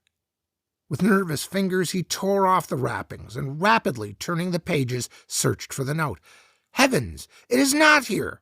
He looked at Mr. Mitchell anxiously. "No, it is not there. You paid too much for that Bible, Mr. Van Ralston. I prefer to have the lady called, if you please." Mr. Van Ralston left the room, and Mr. Mitchell addressed Mr. Barnes.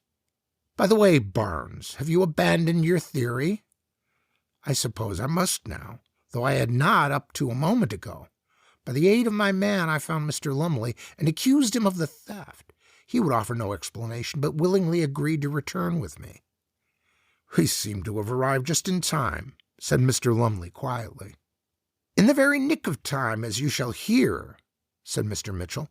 "Ah, here is Miss Hetheridge. Will you be seated, please, Miss Hetheridge?" He bowed courteously as the young woman sat down, and then proceeded. "I did not think that the banknote had been removed from this room. Why?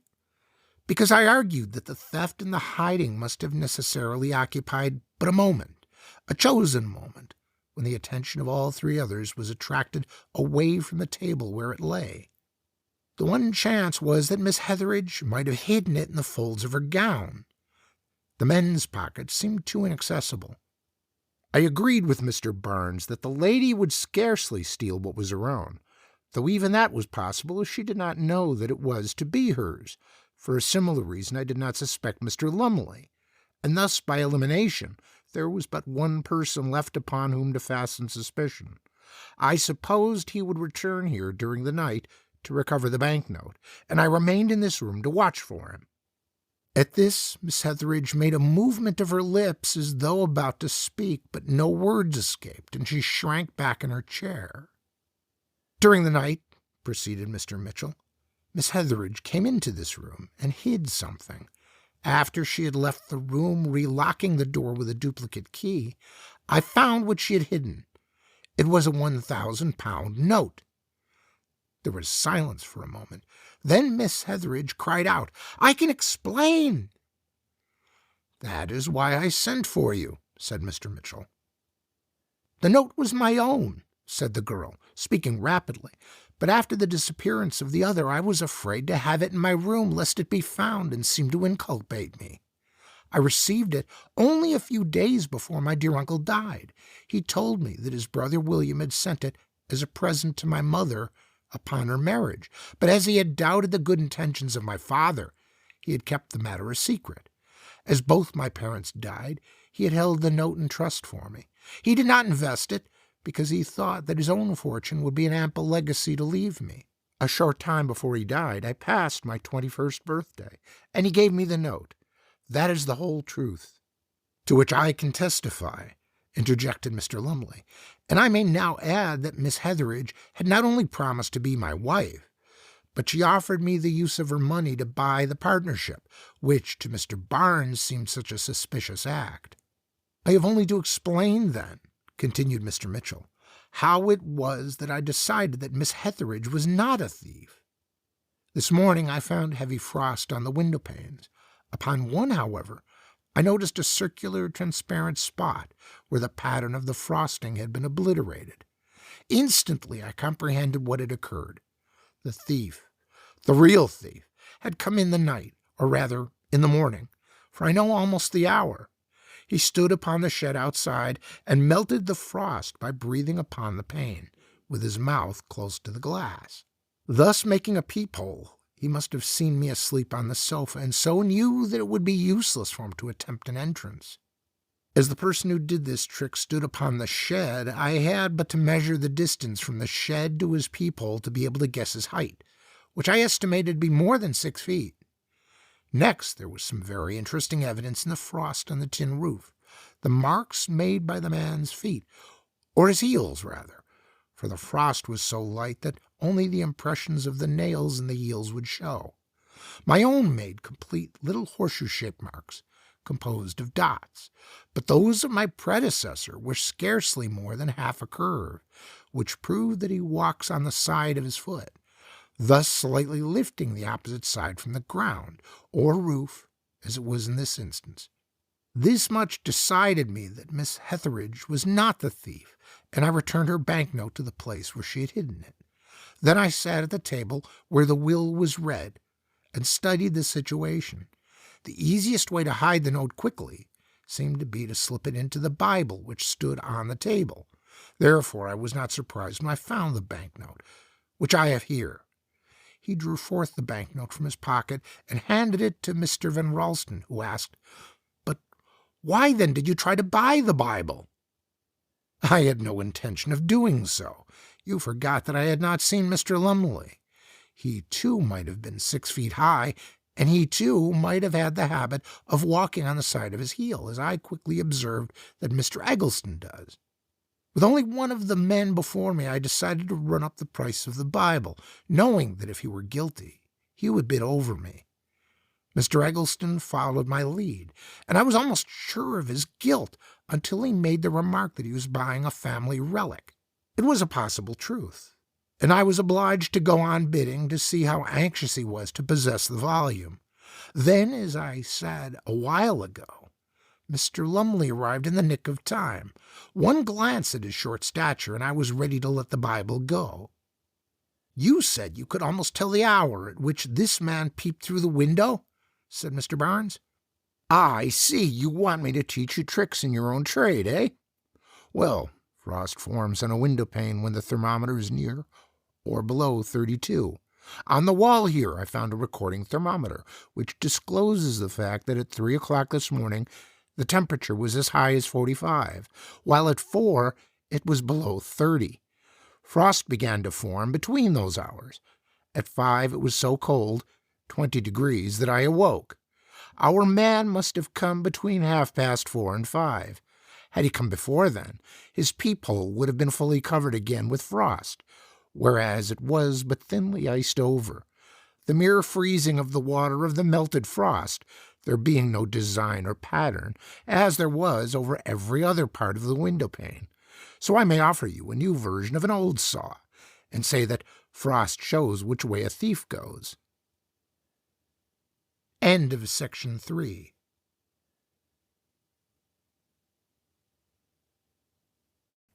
Section 4 of The Black Cat, Volume 3, Number 11, August 1898. Read by Shannon Sullivan. The Black Cat, Volume 3, Number 11, August 1898. Section 4, The Company Feud, by William H. Wassell, USA. When Private Murphy of F Company was backed up by his followers to race with Private Johnson of E Company, no one dreamed of the complications that were to follow. For a long time, Johnson had been the fleetest man in the garrison, and E Company had gloried in his powers. They boasted about him. They smiled indulgently when a man of another company was spoken of as a runner. They said that E Company was the best company in the regiment, and as there was some foundation for their claim, the boasts ruffled the spirits of the men of F Company, because they also laid claims to superiority. One day a recruit came to F Company. He was a well-built fellow, and it soon leaked out that he was fleet of foot. F Company took him out on the prairie, measured off 100 yards, started him with a blank cartridge, and timed him with the best watch in the company. Then they danced back to barracks and laughed E Company in the face. And E Company jeered back at them, and sent F Company a challenge: the men to run for all the money the two companies would draw on their next payday. This was more than F Company had bargained for, but they had confidence in their man, and the challenge was accepted. The garrison never forgot that race. Like unleashed hounds, the two runners shot from the mark. Not a breath was drawn by either E Company or F Company as the contestants tore down the track side by side. Then a mighty cheer went up from E Company as, at the finish, their man forged ahead and won by a yard. How they screamed and hugged each other. And they carried Private Johnson back to barracks. They thought too much of him to allow him to walk. F Company remained sober to a man on that payday. Of course it was different in E Company. Their men marched out to parade like an awkward squad of recruits. Their guides could not see the guides in front, and therefore made no attempt to cover them. Some of their men had fines ranging from 50 cents to $5. But these trifles were not balm to the drooping spirits and empty pockets of F Company. As was remarked by an E Company high private, who for much inebriety and unmilitary conduct in barracks had forfeited 5 soldier dollars back to the government that paid him. "It cuts no figure with me. A nice easy man in F Company is paying me blind and giving me a trifling matter of $8 to boot." The longer F Company thought about it, the madder they got. They paid their bets like men, but they remembered their old score and lived in the hope of settling it, for company pride is not to be laid low without thought of the morrow. Day by day, F Company racked its brains to get ahead of E Company, but E Company was always on the alert. The spirit of rivalry soon spread upward and entered the hearts of the respective captains and first lieutenants of the two companies. So strong was it that it even made an impression on the self-satisfied second lieutenants, and finally entered into the portly forms of the battalion commanders, for the companies belonged to different battalions. In the officers' club, rye was never so sweet to the captain of E Company as when fate, by cards or dice, decided that the check should be signed by the captain of F Company. And down on Soapsud Row, Mrs. Sergeant Junkler, a military attachment to F Company, laughed until her fat sides ached when the wind blew down a fresh washing hung up by Mrs. Corporal Tomlins, not because she disliked Mrs. Tomlins, but because Mrs. Tomlinson's man belonged to E Company. The cinder track origin of the feud had been all but lost in a larger and more comprehensive rivalry when one fine morning the colonel ordered the ambulance to meet the early P&T train. In it went the colonel and the colonel's wife, and an escort wagon trailed behind. An hour later, when the escort wagon pulled up in front of the colonel's quarters, it carried 3 large trunks, of an unmistakably feminine aspect, which immediately invested the accompanying ambulance with breathless and absorbing interest. With a due sense of the dramatic value of the situation, the colonel emerged first from the vehicle, hopping forth as spry as the yearling colt on branding day. After a moment of suspense, he extended one martial arm and perfunctorily assisted Mrs. Colonel to alight, and then the old martinet, stretching out both arms and ignoring the ambulance steps, fairly lifted his pretty niece to the ground. For he was a true soldier, and the niece was so sweet that, 24 hours afterward, her heart, hand, and dainty smile were all violently besieged by the respective second lieutenants of companies E and F. And then the company fight found a fresh inspiration, and was waged for all it was worth. When the F Company second lieutenant was allowed to take her sweetness to the first post hop following her arrival, the hearts of the men who slept on iron bunks in F Company were full of rejoicing. They knew of their second lieutenant's good luck almost as soon as he did. For, of course, the colonel's second girl heard the matter discussed as she was doing her dusting, had promptly reported it to the cook in confidence had told the man who brought the commissaries, and he had told a friend in F Company. When the Army backdoor telegraph line has made its connections, nothing can equal its rapidity of service or its volume of reliable news. When the second lieutenant of E Company stood highest in favor, E Company knew it at once through a similar channel, and proceeded in a body to the canteen as a consequence. When the second lieutenant of F Company, in a happy inspiration at early morning drill, marched the company past the colonel's quarters 9 times, giving loud commands at each passing, The men caught the idea, and even old Jerry Andrews, with 24 years of service in his stooped shoulders, braced so hard that he was sore for a week. The colonel's orderly was daily chosen from either the E or the F Company detail. No other men marching on guard stood the ghost of a chance in this competition, for each of the two companies sent out guard details that were daddy-ocked and heel-bored until they made the adjutant blink as he inspected them. And it was a memorable day in the annals of E Company, when an E Company man as orderly, spick and span and polished from head to foot, held the prancing horse of his second lieutenant, while the lieutenant, in uniform that was new from cap to boot, ran up the walk and porch steps to take Miss Wilkins out for an afternoon canter. On that same day, F Company resolved that if their second lieutenant proved the winner, the wedding present would cost the company a month's pay, even if the payday after the wedding should find them all sober as an awful consequence. But this idea incidentally recalled a former payday that had been also sober, and thereupon they said unpleasant things about E Company. When a soldier says unpleasant things, it is best not to repeat them, at least not on the page that contains a young girl's name. But this is not a story of the loves of two second lieutenants. Absorbing as was the competition into which these officers of E and F companies respectively had entered, and ardent as was the passion that inspired it, neither have more than an incidental interest in this tale. That these particular second lieutenants, with the impetuosity of their grade, had, from private motives of whatever dignity and value, accidentally entered into the post-fight upon opposite sides is alone important. One October morning, the sentinel in rear of officers' line saw flames bursting from the roof of the colonel's quarters. "Fire number 3!" he yelled, at the same time firing his rifle. The stillness of the autumnal morning was gone. Bugles blew, the Rivali gun was fired, soldiers tumbled out of barracks, officers dropped their cards or their babies. The deserted parade was at once alive with men and littered fire buckets, with hose carts and with ladders.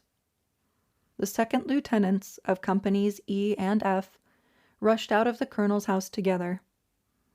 Between them was Miss Wilkins, but which one carried her, or whether neither or both of them enjoyed this privilege, not even the colonel's cook could tell. They left her reluctantly on the sidewalk, and each, with a parting look of undying love, Faley flew across the parade to conduct his own command to the scene of danger. The first sergeants met them halfway with the hastily formed companies, and back again they madly raced to the burning house, easily beating all competitors in a dead heat for first place. In every well-conducted garrison, each company is assigned a fire duty. Some bring the ladders, others a hose, and others still fire buckets.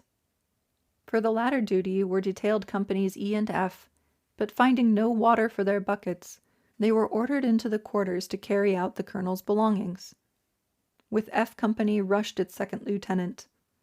A moment later he hurried forth bearing a divan pillow under each arm, and his eyes caught the second lieutenant of E Company, not only calmly standing on the sidewalk with Miss Wilkins, but actually wrapping his cape around her. A moment later, the girl's pretty shoulders were covered with another second lieutenant's cape, and from that time on, companies E and F worked without their junior officers. The colonel's quarters were old, and the puny streams of water that were thrown upon the blaze seemed but to double the anger of the flames. The little tongue of fire on the roof grew in spite of all effort to subdue it, until the attics were a seething mass. Black clouds of smoke poured from the second-story windows, and a regiment of men stood by, anxious, willing, yet powerless. Company E and Company F, close to the building, each longing for a first chance at anything. Among Miss Wilkinson's possessions was a maid, and just as the second lieutenants of Companies E and F simultaneously asked to be allowed to do something, anything in her behalf, Miss Wilkins suddenly exclaimed, "Oh, where's Baker? Where's Baker?" "Miss Wilkinson's maid," chorused the second lieutenants. That was enough for F Company, and more than enough for E Company. With just a second start, E Company rushed again into the burning building, up the stairway, through a rain of water from the hose that could attain no greater height, to grope through smoke and flame for the missing maid. Having started ahead of F Company, they blocked the doorway and packed the stairway so that not a man of that hated body, except little Dorgan, the recruit, could get into the house. If there were a chance for advancement, E Company wanted it all to themselves. The leading men stumbled through the rooms in mad search, while the others stood on the stairway ready to lower the maid's unconscious form with due gentleness down from her fiery danger. The smoke was suffocating, and E Company gasped for breath, but manfully held to its task. Flames darted out from all parts of the second floor, but E Company gave no thought to its singed hairs and blackened faces.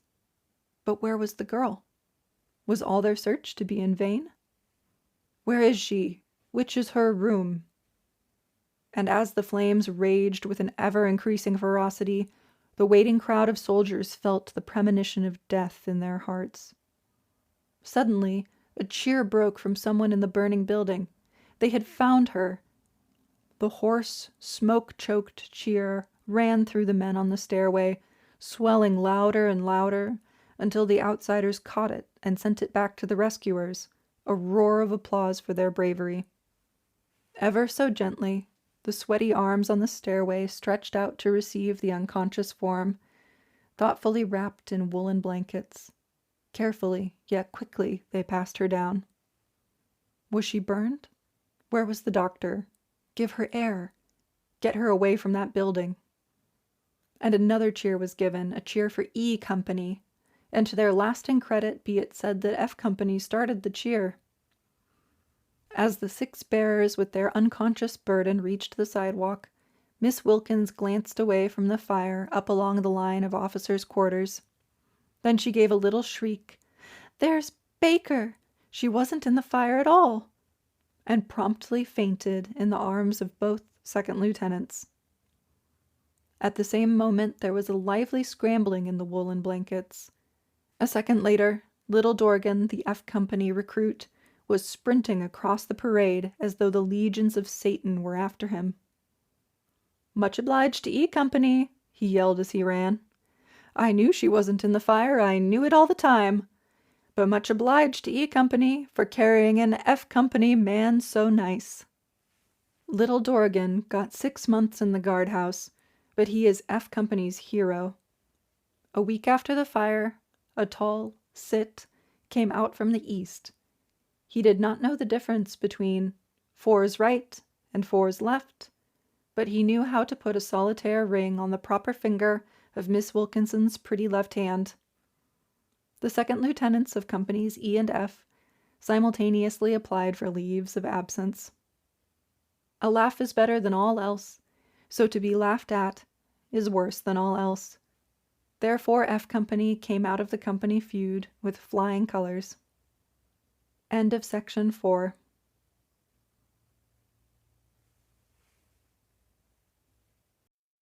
Section 5 of The Black Cat, Volume 3, Number 11, August 1898.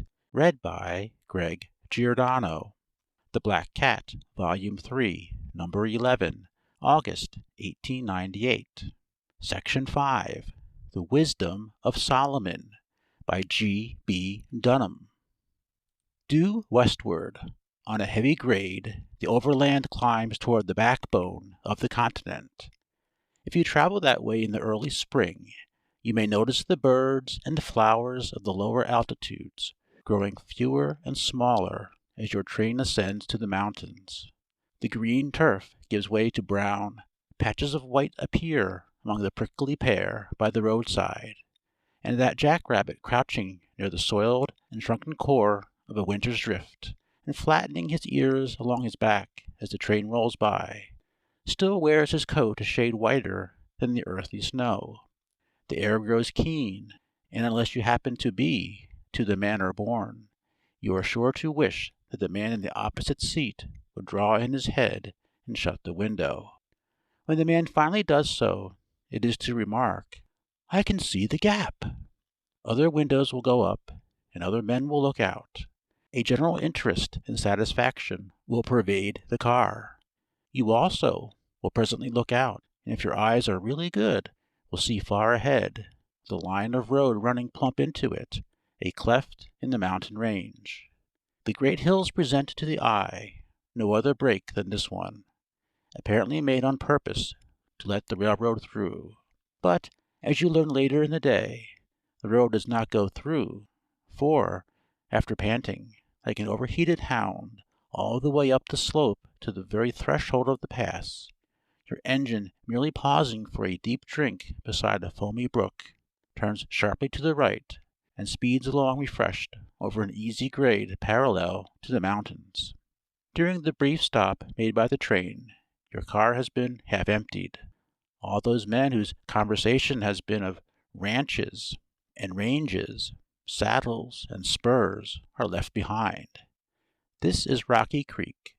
The cowboys who went east in the fall came to the railroad through the pass with the last beef drive of the season, chilled and disgusted. They swore great oaths never to tighten a cinch again, and sold their outfits to Jud Bristol for a song, or, at the most, a song and dance. Now they are coming back in shoals. Bill Field and half a dozen of his fellows left the train on such an afternoon, and lined up on the platform to watch it away. That duty discharged, they felt as tired and thirsty as though they had helped to pull the cars up the long hill, and with a common impulse turned toward the buildings across the track. Rocky Creek is not much of a town to look at. Cook's tourists don't stop there, but it ships more stock than any other 3 stations on the road. It is a straggling row of irregular wooden buildings along a single street facing the railroad. At the end of the row are the stockyards, large pens for handling and loading cattle. They are extensive and well built, cover more ground than the town, and the general effect given is that the stores and saloons are a suburb of the yards. The homing cowboys turn their steps toward the general store of Jud Bristol. This store had long been one of the institutions of the town. Built 2 stories high in front, successive low additions made as business increased had extended back 200 feet. Some parts were of red wood, some of pine and sheet iron. All were unpainted and weather-beaten. A sign had at one time reached across the front, reading, "Groceries, Dry Goods, N.C." When the committee attempted to hang a superfluous citizen there, it broke in the middle, one end came down, and was never replaced. The present reading, "Goods and C," has been generally interpreted to mean goods and credit. Within this ridiculous old shell was a complete department store, with a saloon annex and a blacksmith shop and stock corral adjacent. "Hello, a new sign," said Bill, as they came opposite. "Judd is putting on airs." "Changed his name, too," said another. "He spells it A. Solomon. Buys and sells everything." "I can speak 3 languages," remarked bewildered Bill. "American, English, and profane. But I can't get hold of a word that fits the occasion."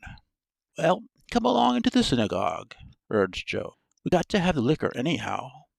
In the saloon annex the boys took the usual and made their inquiries about the former proprietor. "Oh, Judd has gone broke," said the artist who mixes. "Collections were a little slow, and the Sheenies came down on him and closed him out. That gent over there in long whiskers corralled the whole outfit."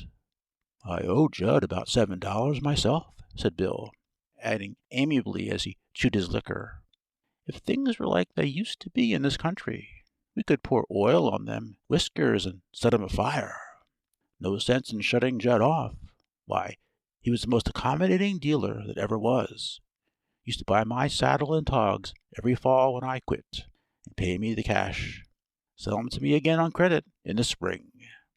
With this tribute to the character of the late proprietor, Field dismissed the subject and ordered the score charged up to himself. "That don't go," said the artist. "New boss don't keep a slate." "It's got to go," retorted Bill. "I ain't off the range, nor just back from Klondike. I've been east all winter." Bill was crossed again by the new management when he tried to buy back his last year's saddle and outfit on the usual terms. The proprietor politely and decidedly declined to sell him goods for any other consideration than spot cash, and was quite unmoved when Bill repeated to him the regret already expressed to the barkeeper that the changing time no longer countenanced the use of kerosene and matches as a vermicide. "Have you lost any trouble?" asked Bill. "Because if you have," he added, "I should think you would find it right here, and pretty quick, too." William Field was not a desperado. He belonged to a class of young men who come from country homes in the East to work on the cattle ranges, and who consider themselves amiable to no law but force after they got west of the 103rd meridian. They are good boys, but the light air turns their head a trifle, and they own the earth. The men who own merely the flocks and herds, the stores and railroads, are there by sufferance. All that ails Bill and his fellows is the free life of the range. They have too much their own way, and any woman can tell you that is not good for any man.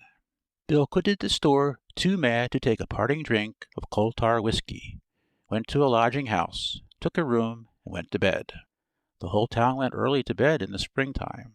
Frontier towns are virtuous when they are poor. When shipping time comes round, and the pens are full of cattle, and the boys have got their wages burning holes in their pockets, that is another story. Bill went to bed, and the little bad whiskey he had taken went to his head. He had a vivid and startling dream. When he awoke, he was out on the street, dressed with his shoes in his hand.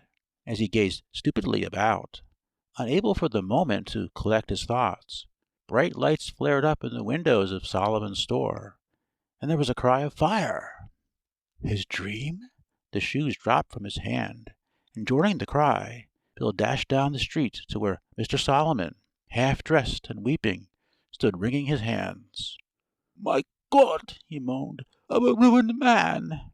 The fire had already made much headway. Men gathered quickly. Some broke in doors and windows and brought out a few goods. A bucket brigade was formed and passed up water from the creek, but soon gave up a hopeless task. There seemed nothing to do but watch the big shed filled with half the county's supplies go up in the smoke. The fire was fiercest at the back, but very rapidly eating toward the front of the building, and the outside stairs leading to Solomon's living rooms were burning. Suddenly a child's face appeared at an upper window. She vainly tried to raise the sash. "My God, Rachel!" screamed the old man. "I thought she was at the hotel." Bill Field was as vigorous in action as in speech. He made a break for the stairway and went up through the flames, broke in the doors, knocked out the sash, dropped the child from the window to those below, and fell out after it. It was a foolish act, because the window was but 15 feet from the ground, and someone might have found a ladder, set it up at the front of the house, and saved the child before she strangled in the smoke. But the people cheered Bill just as hard as though he had done a noble thing, and he owned the town that night. It was at first thought that Bill had received no more serious injuries than the bruises resulting from his fall, but the smoke and flame inhaled on the stairway soon made their effects so felt that he was put to bed in great pain. His lifelong friend, Joe Thornton, stayed with him and put all the other fellows out. The doctor said he might live a couple of days. On the last day he asked to see Solomon. The merchant came to the room and the bedside, expressing profuse gratitude for the saving of his daughter. "The fire has taken half my money," he said, "but I'll use the other half to see you through." "Mr. Solomon," said Bill faintly, and wasting no words, "I was awfully mad at you, and I think I must have gone crazy that night." Pulling himself together with a great effort, "I fired your store." Joe was leaning over him as he spoke, and for one instant was dazed. Then he burst out. "Bill, you lie. He lies, I tell you," repeated Joe, turning fiercely on Solomon, and dragging him out of the room. "He lies! I did it myself!" After the funeral, the efficient sheriff of the county took charge of Joe. He admitted having made the confession, and the same newspaper which carried to their boyhood home the story of Bill Field's heroism and death reported the sentence for arson of Joe Thornton. The few persons who knew about the scene in Bill's room said that probably both men were in it. All but A. Solomon. He did not talk for publication, but over and over to himself he whispered, "My God! My God! And I did it myself to get the insurance." End of section 5.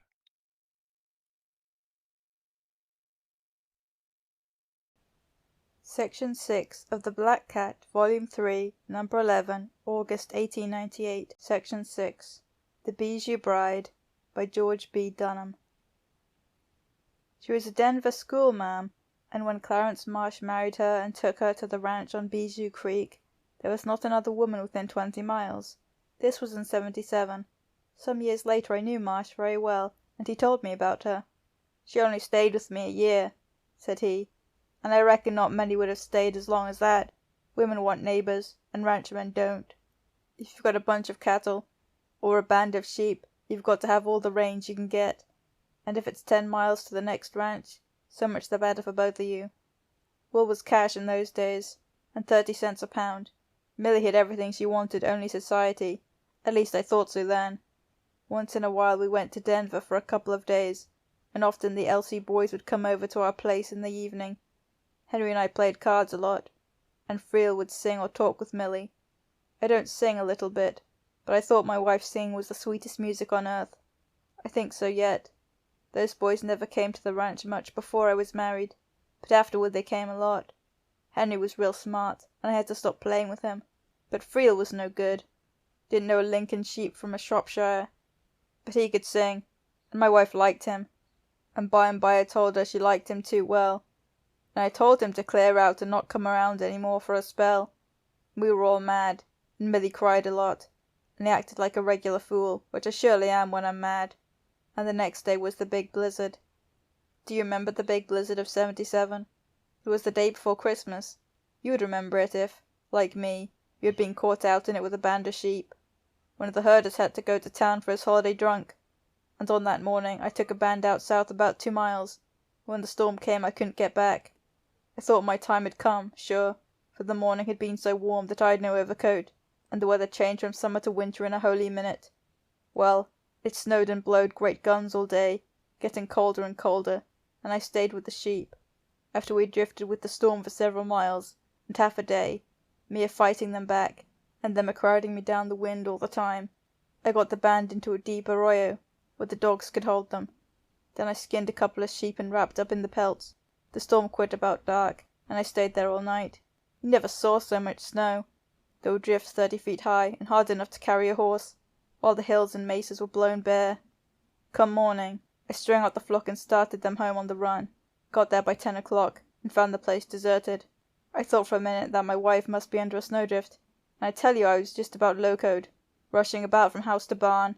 But when I found that her horse and saddle was gone, and something from the house too, then it came to me all of a sudden about the row with Freel, and I knew she had gone off of her own free will, and would never come back any more.